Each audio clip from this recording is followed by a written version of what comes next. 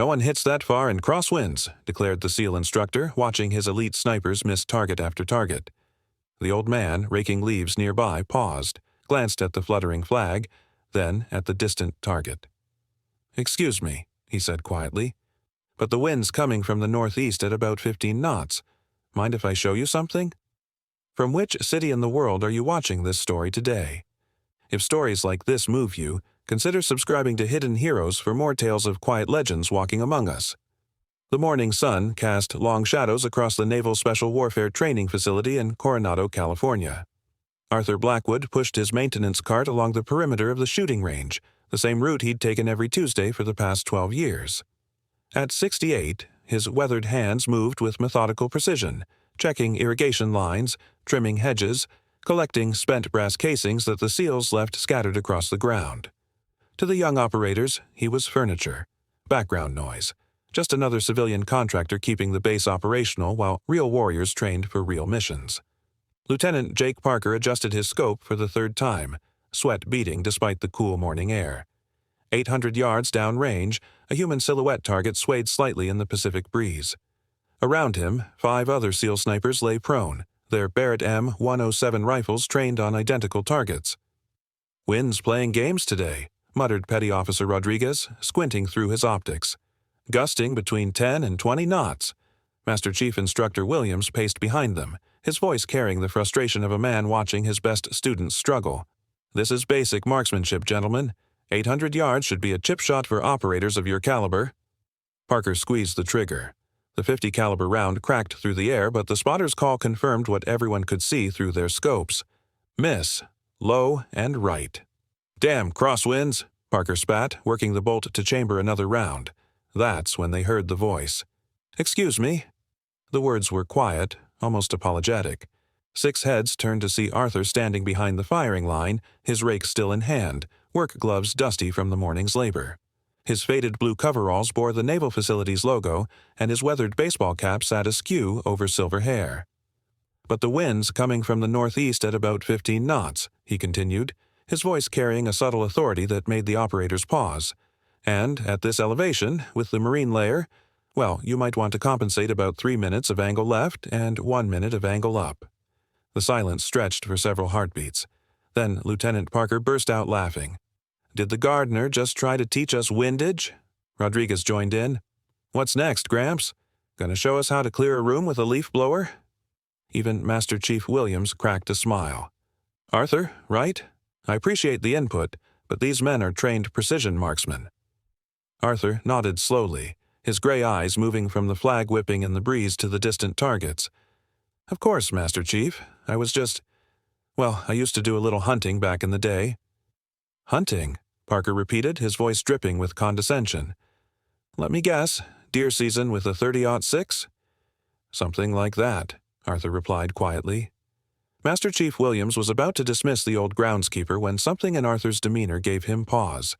There was a stillness about the man, a way he held himself that seemed oddly familiar.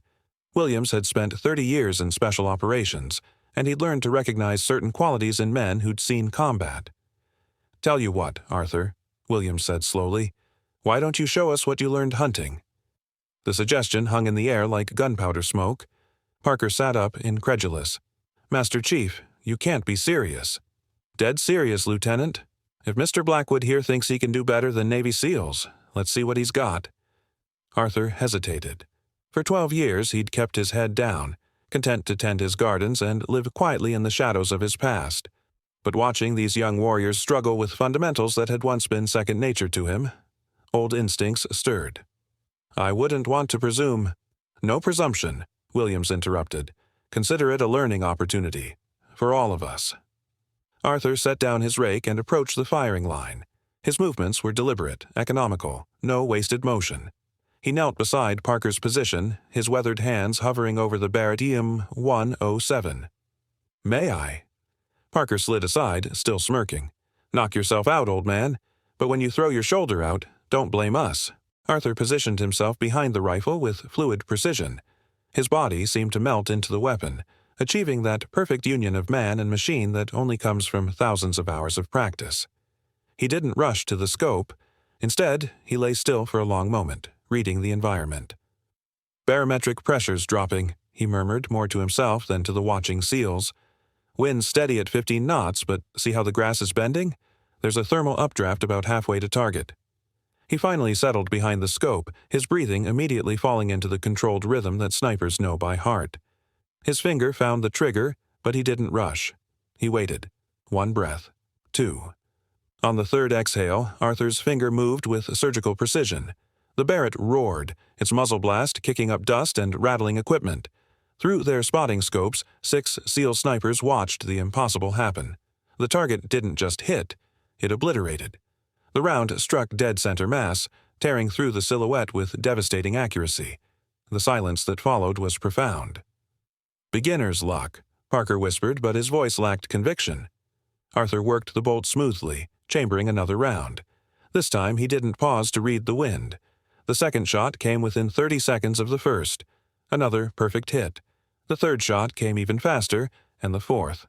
By the 5th round, the target was barely recognizable, shredded by precision that bordered on supernatural. Master Chief Williams lowered his binoculars, his expression unreadable. "Arthur," he said quietly, "what did you say you used to hunt?" Arthur slowly lifted his head from the scope, his gray eyes holding depths that hadn't been there moments before. When he spoke, his voice carried the weight of decades. "Different kind of hunting, Master Chief." Williams studied the old man's face, and suddenly details clicked into place. The way he'd handled the rifle, the breathing technique, the casual mention of MOA adjustments and thermal updrafts, and something else, a quality of stillness that Williams had only seen in one type of man. "What's your last name again, Arthur?" "Blackwood." The name hit Williams like a physical blow. He'd heard that name before, whispered in the hallways of Quantico, spoken with reverence in Marine sniper schools, carved into the memory of anyone who'd studied long-range precision shooting. "Arthur Blackwood," Williams repeated slowly. "Force Recon, Vietnam?" Arthur nodded once. "Jesus Christ," Rodriguez breathed. "You're the Blackwood, the ghost of the Mekong." The SEALs stared in stunned silence. Every sniper in the military knew the legend of Arthur Blackwood, the Marine who'd held the confirmed kill record for over 40 years. The man who'd single-handedly changed the course of 3 major engagements in Vietnam. The sniper who'd vanished from military records in 1975 and become a ghost story told in warrior circles. Parker's cockiness evaporated entirely. "Sir, we didn't know." Arthur stood slowly, his joints protesting after decades of hard labor. "No reason you should. That was a long time ago, in a different world." He handed the Barrett back to Parker with the same care he'd shown while pruning roses. "But the wind reading still applies. Northeast at 15 knots, compensate 3 left, 1 up." Master Chief Williams stepped forward, his voice carrying newfound respect. "Mr. Blackwood, I think my men could learn a great deal from you." Arthur shook his head gently. "They're fine operators, Master Chief. They just needed to remember that shooting isn't about the technology, it's about understanding the environment. The wind doesn't care about your rank or your training. It only responds to respect and patience." He picked up his rake, preparing to return to his duties. "Besides, I'm just the groundskeeper. You wouldn't want word getting out that your SEALs were taking shooting lessons from the gardener." Williams watched the old man walk away, his mind racing. How many other legends were hiding in plain sight? How many quiet heroes pushed brooms and trimmed hedges while warriors in training learned their craft? "Mr. Blackwood," he called out. Arthur paused, turning back. "Would you mind? That is, if you had time, perhaps you could show my snipers a few more techniques from your hunting days?" Arthur considered the request, his eyes moving across the young faces that now looked at him with genuine respect rather than dismissive amusement. "I suppose I could spare an hour or 2 after I finish the irrigation system." For the next 3 months, Arthur Blackwood became an unofficial instructor at the Naval Special Warfare training facility. He taught skills that couldn't be found in any manual: how to read microclimates, how to calculate for humidity variations, how to become one with the environment rather than fighting against it. The young SEALs learned more than marksmanship. They learned humility. They learned that wisdom doesn't always come in the uniform you expect. And they learned to never, ever underestimate the quiet old man with weathered hands and knowing eyes. Lieutenant Parker, whose arrogance had started it all, became Arthur's most dedicated student. Under the old Marine's guidance, his shooting improved dramatically, but more importantly, his character began to match his skills. Arthur Blackwood had indeed been the ghost of the Mekong, a Marine Force recon sniper with 347 confirmed kills during his 3 tours in Vietnam. He'd earned the Medal of Honor for a mission that saved an entire company, though the details remained classified decades later. When the war ended, he'd done what many warriors do. He'd disappeared into civilian life, seeking peace in the simple work of his hands. For 12 years, he'd found that peace tending gardens at the place where America's finest warriors trained. But on one Tuesday morning, watching young operators struggle with fundamentals he'd mastered half a century ago, the ghost had allowed himself to become visible once more. Sometimes the most extraordinary people are hiding in the most ordinary places. They're the janitors who know engineering, the gardeners who understand warfare, the quiet old men whose steady hands once changed the world. Have you ever met someone whose true story was far different from what you first believed? Tell us in the comments below. And if stories like Arthur Blackwood's remind you that heroes walk among us every day, subscribe to Hidden Heroes for more tales of quiet legends.